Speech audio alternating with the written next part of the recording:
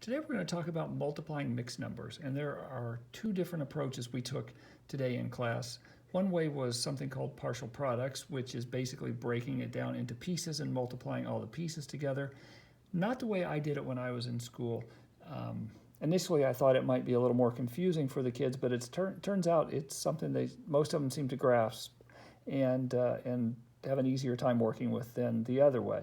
The more traditional approach is just to take these mixed numbers, convert them to improper fractions, and just multiply.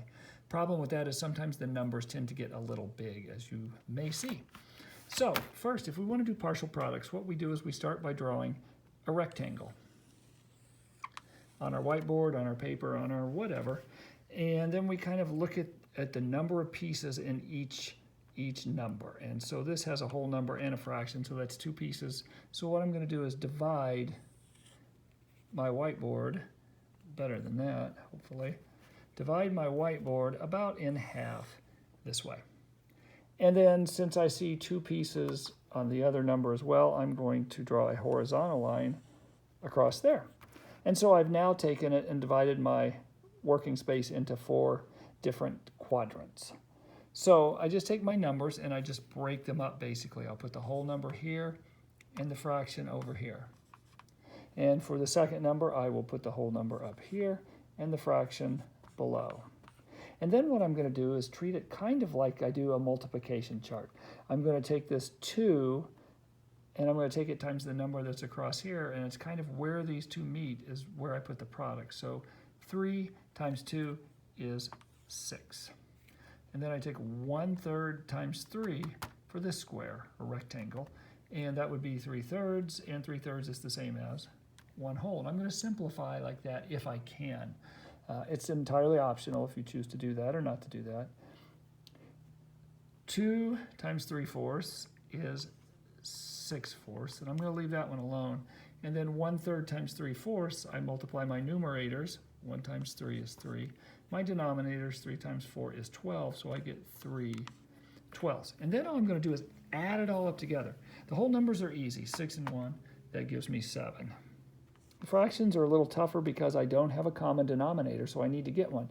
Usually you're going to find this smaller number is going to be a factor of the larger number, and it's going to be pretty easy to get that common denominator. In this case, we'll use 12. So I think what times 4 gives me 12? Well, 3 does. So I take the bottom, the denominator, by 3, and then I take the numerator by 3. And so I'm going to replace 6/4 with 18/12. Now I can add my fractions. They're both 12, so this is 21/12. Obviously an improper fraction. Obviously we need to fix it. How many groups of 12 can we take out of 21? We can take 1. What's left over? 9/12, which I know can be simplified by dividing by 3. So I divide numerator and denominator by 3, and I get 1 and 3/4. And then I just add this to the original whole number, and so I end up as my actual product as being 8 and 3/4. Next, we'll take a look at the other approach, which is more common, I think, for many of us probably, and that's just multiplying the mixed numbers after we convert them to improper fractions. So we do a little housekeeping here.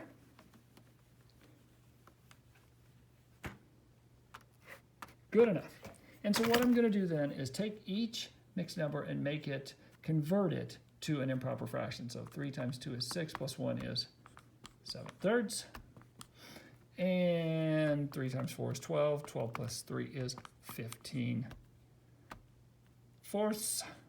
And then I just multiply straight across. This is where the numbers get kind of big. 7 times 15, I know most of us can do it in our head, but I try to encourage them. They can work it in their head, but I would like them to check it by writing it down. 7 times 1, and so we get 105. And so we have 105/12. This is where it can get tricky because these numbers can get to be pretty large when you're converting these mixed numbers to improper fractions, which is why the other way, the partial product way, seems a little bit easier, I think, for some of the kids.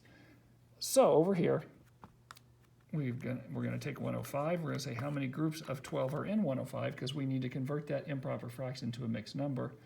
and that would be 8, and they would need to probably do some guessing and checking and working that out until they figured out that 8 times 12 was 96.